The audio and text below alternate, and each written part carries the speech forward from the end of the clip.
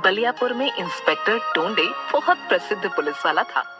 उसे सब लोग बहुत अच्छी तरह से जानते थे। इसलिए नहीं कि वो बहुत बहादुर और ईमानदार था, बल्कि इसलिए क्योंकि वो बहुत बेईमान और घमंडी था।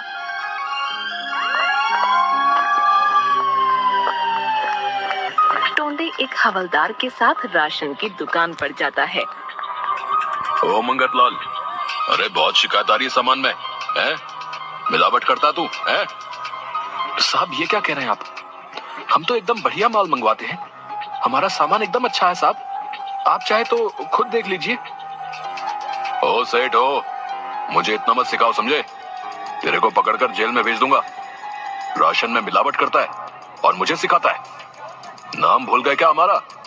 इंस्पेक्टर टोंडे, समझे? इंस्पेक्टर टोंडे। पर सर जी दया करिए, आप जो बोलेंगे वो मैं करूंगा। देख, अगर तू जेल गया तो तुम्हारा बहुत खर्चा होगा।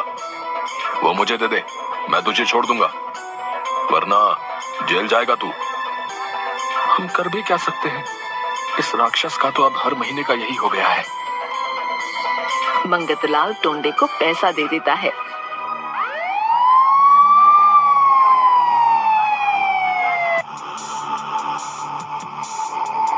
अरे साहब, डर नहीं लगता? किसी ने कंप्लेन कर दी तो? झंझोड़ कर। अरे झंझोड़ सिंह, तुमको पहले ही डिपार्टमेंट ने झंझोड़ रखा है।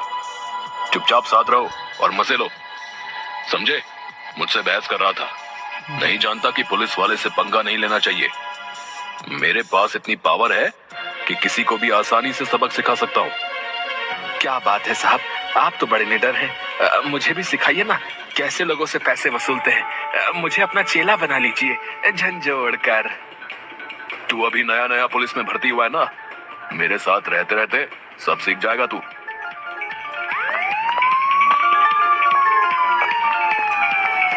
टोंडे पुलिस की वर्दी का गलत उपयोग कर रहा था। समोसे की दुकान पर। अरे मंगलू, चाय समोसा दे, चाय एकदम कड़क बनाना। अरे मालिक, आइए आइए आइए आइए। गुड्डू, साहब के लिए 2 प्लेट समोसा लगाओ, गर्मा गर्म, और साथ में चाय। मंगलू अपने बेटे गुड्डू को चाय समोसे देने भेजता है। खा पीकर टोंडे जाने लगता है।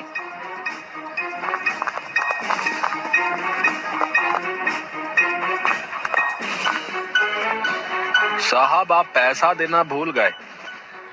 क्या बोला? मुझसे पैसा लेगा तू, हैं? पैसा चाहिए तुझे? मंगलू दौड़ता दौड़ता आता है। अरे साहब, माफ कीजिए, इसको नहीं पता कि आप कितने बड़े साहब हैं पुलिस के।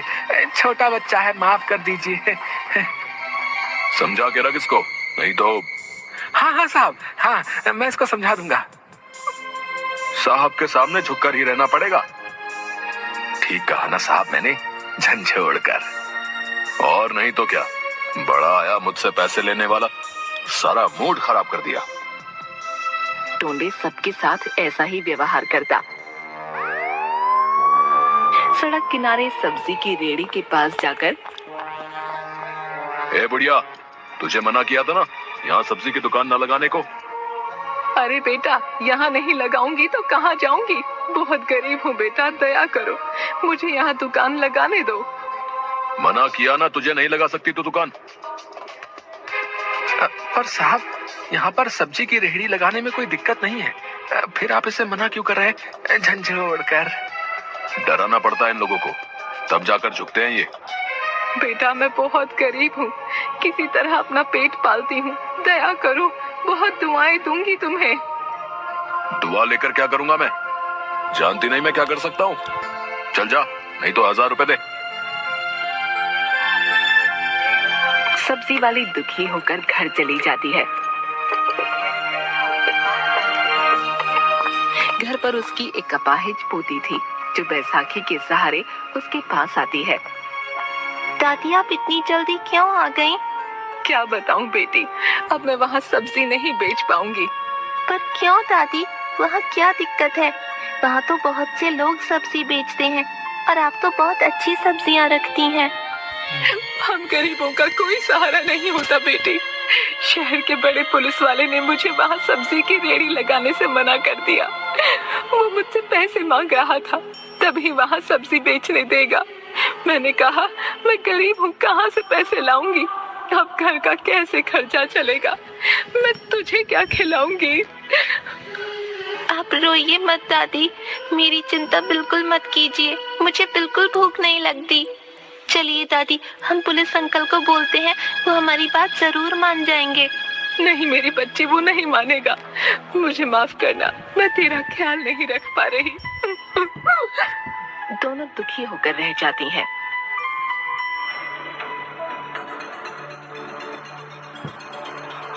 उसी शहर में केशव नाम का एक गरीब ऑटो चलाने वाला रहता था। एक दिन टोंडे गश्त लगा रहा था, तभी वहाँ केशव अपने ऑटो से गुजर रहा था। टोंडे उसे रोक लेता है और चालान मांगता है। हाँ भाई, गाड़ी के पेपर दिखा। साहब मेरे पास सब पेपर हैं, आप देख लीजिए। हाँ तो क्या, 1000 रुपए दे, तेरा चालान कटा है। 1000 रुपए किस बात के साहब? मेरे तो सारे कागज सही हैं। हाँ हाँ, इसके सारे पेपर सही हैं, झंझोड़ कर। तुम चुप रहो। जो बोल रहा हूँ वो कर, वरना तेरी गाड़ी जब्त कर लूंगा। पर ये गलत है साहब, मैं क्यों दूं आपको पैसे? पैसे मैं नहीं दूंगा, ये आप लोग गलत कर रहे हो।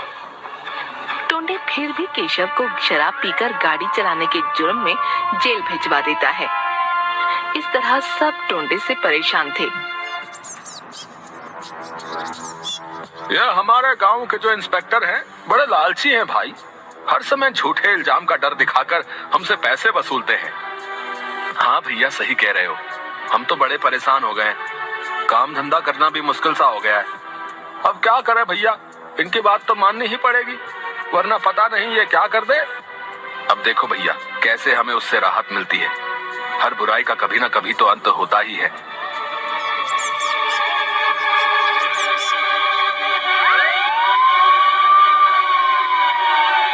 सच ही कहा गया है, हर बुराई का अंत जरूर होता है।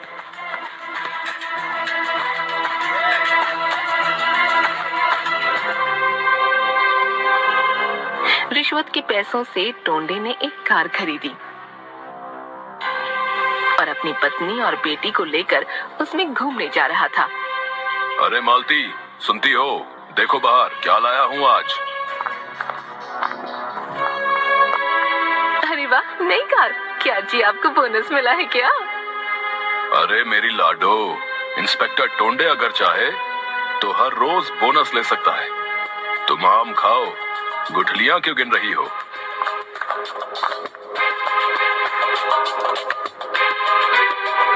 कैसी लगी ये कार मेरी गुड़िया को?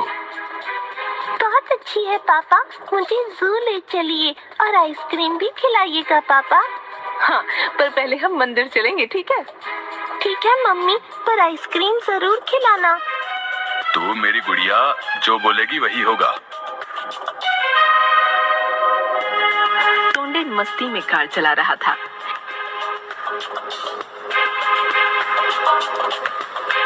अचानक सामने से ट्रक आता है जिसका ड्राइवर नशे में था।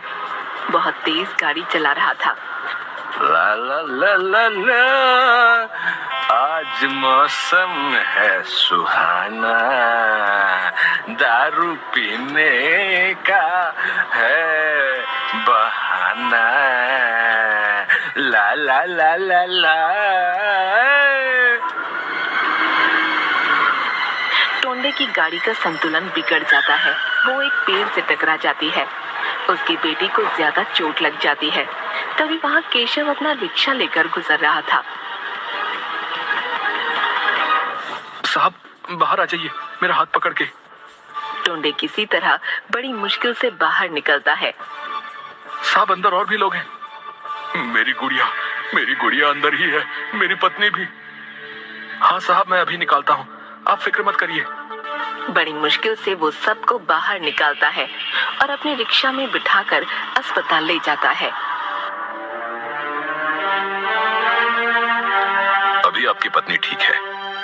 आपकी बेटी को खून की जरूरत है, जल्दी इंतजाम कीजिए। मैं कोशिश करता हूँ, आप मेरी बेटी का इलाज अच्छे से कीजिए।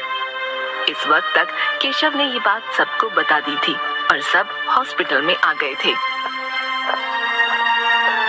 साहब आप चिंता मत कीजिए, मैं बिटिया रानी को खून दूंगा। आप सब लोग कितने अच्छे हैं। आप लोगों का बहुत शुक्रिया। मैंने आप लोगों के साथ बहुत गलत बर्ताव किया, फिर भी आप लोग मेरी मदद के लिए यहाँ खड़े हैं। आप चिंता मत कीजिए साहब, बिटिया रानी बिल्कुल ठीक हो जाएंगी बहुत जल्दी। माँ, आपको तो मैंने बहुत दुख दिया है, फिर भी आप मुझे दुआ दे रही हैं। आप सब लोग मुझे माफ कर दीजिए। आप लोगों ने मेरी आंखें खोल दी।